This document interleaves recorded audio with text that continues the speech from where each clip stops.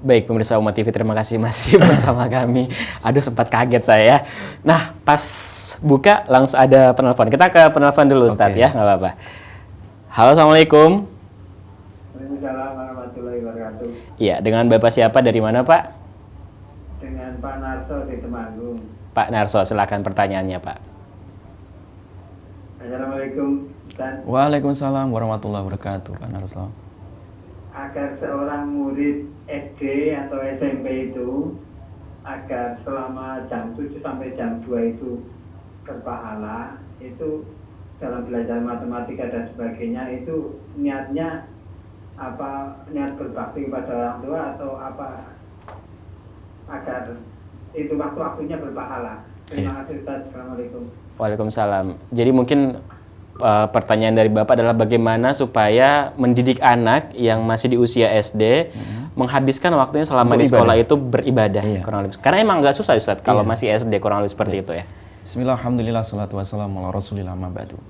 Jadi yang pertama ya, ketika kita ingin menanamkan pentingnya waktu untuk mencari ilmu ya, selama dia di sekolah, semua nilai-nilai apa yang dia pelajari, apa yang dia lakukan adalah bernilai ibadah, maka yang pertama kali kita kenalkan, kita bangun kepada anak kita adalah niatnya tadi. Karena Rasulullah SAW bersabda, innamal a'malu binniyat, ya. Sesungguhnya amal itu sesuai dengan niatnya. Jadi makanya kita tanamkan Pak kepada anak didik kita itu niat yang saleh, niat yang ikhlas tadi. Ya betawuna fadlan minallah tadi, mencari ridha Allah. Jadi memang guru ini penting. Jadi sekarang ini kan banyak guru yang sifatnya pragmatis, orang tua juga pragmatis. Nah, kamu sekolah nak supaya dapat kerja. Nah, kamu belajar matematika supaya nanti cepat lulusnya. Nah, kamu belajar ini supaya nanti dapat banyak uang dan seterusnya. Ini niat yang keliru dan akan membuat proses ilmu itu terganggu. Ya. Oleh karena itu kita tanamkan kepada anak kita bagaimana kita niat belajar matematika itu juga belajar ilmu dan juga niat untuk beribadah karena Allah Subhanahu wa taala. Tentu yang kedua adalah bagaimana kita menanamkan internalisasi nilai pada setiap pelajaran yang kita berikan kepada anak-anak kita. Walaupun itu pelajaran matematika, jangan dikira itu pelajaran umum ya. Itu juga bagian dari agama kita. Dengan matematika kita bisa mengenal bagaimana itu pembagian zakat, pembagian warisan. Kita dengan matematika kita kenal dengan kejujuran. Kita kenal didik anak kita dengan matematika, disiplin dan seterusnya. Itu adalah nilai yang harus ditanamkan dan itu adalah ibadah. Jadi jangan hanya sekedar orang mengenalkan matematika hanya letterlek saklek ya, hanya sekedar angka yang kosong dari makna. Ini yang keliru ya. Maka setiap apa yang kita pelajari ya, itu harus bermakna. Jangan hanya lafadz tanpa makna. Jangan hanya angka tanpa tujuan.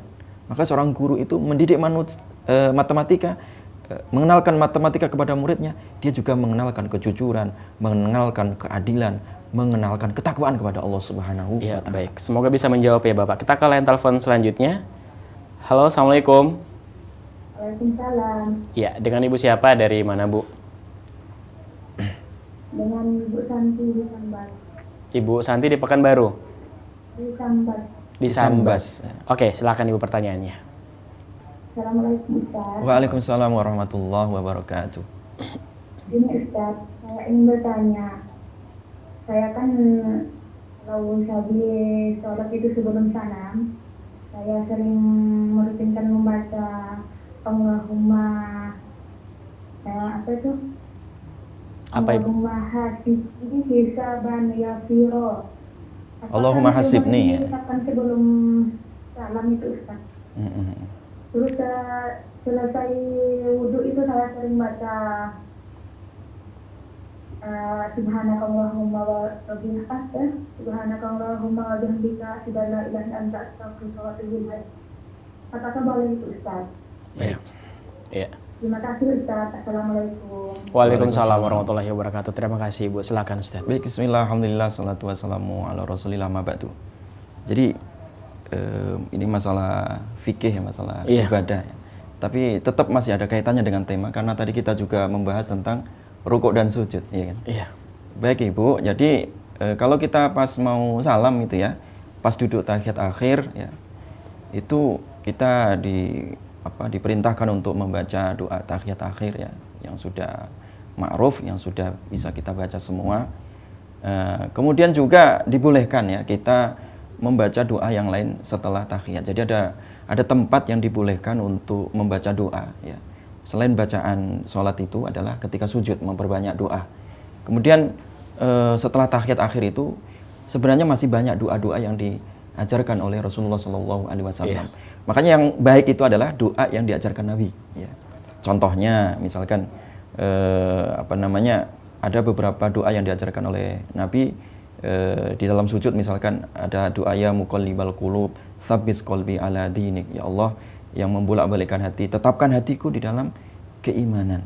Demikian juga ketika sebelum salam ada doa, misalkan Allahumma inni zalamtu nafsi zulman katsiran kabira wa la yaghfiru dzunuba illa anta. Bagaimana kita meminta doa agar kita itu diampunkan dosa-dosa kita dari kezaliman. Ya Allah, aku menzalimi diriku sendiri ya. Banyak kezaliman-kezaliman yang aku lakukan, kezaliman besar ya. Dan mudah-mudahan Engkau mengampunkan kezaliman ini.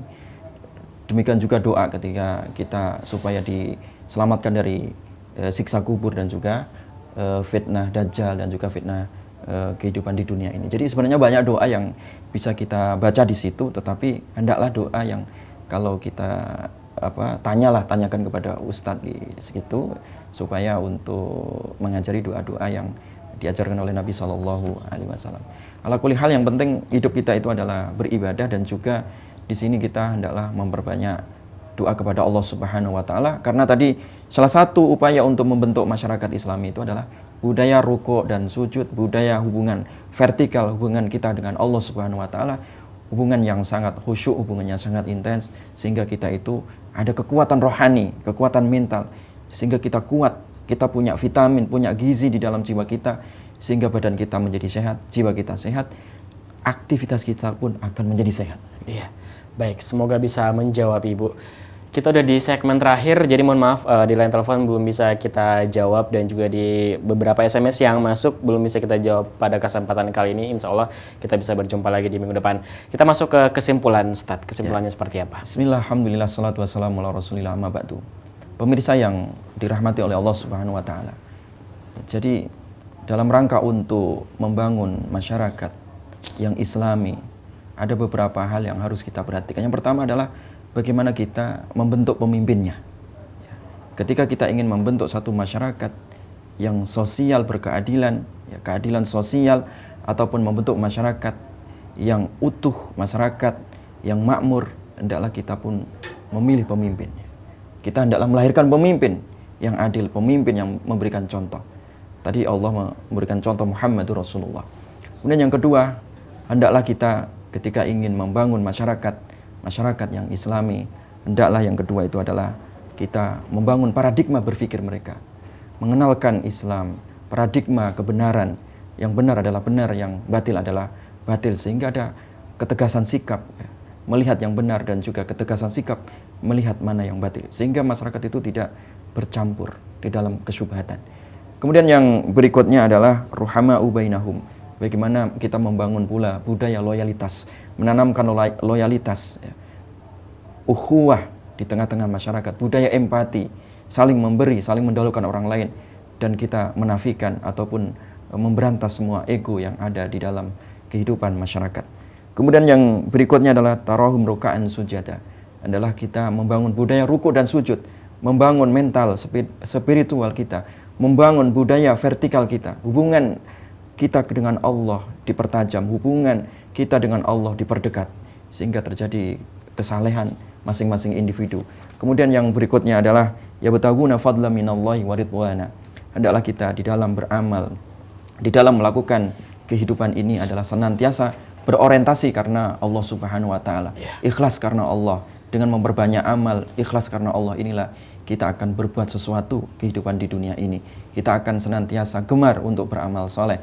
Kita akan senantiasa ikhlas di dalam melaksanakan segala hal yang diperintahkan oleh Allah Subhanahu wa taala. Yang terakhir adalah simahum fi wujuhim min athari sujud. Ada bekas dari sujud-sujud kita.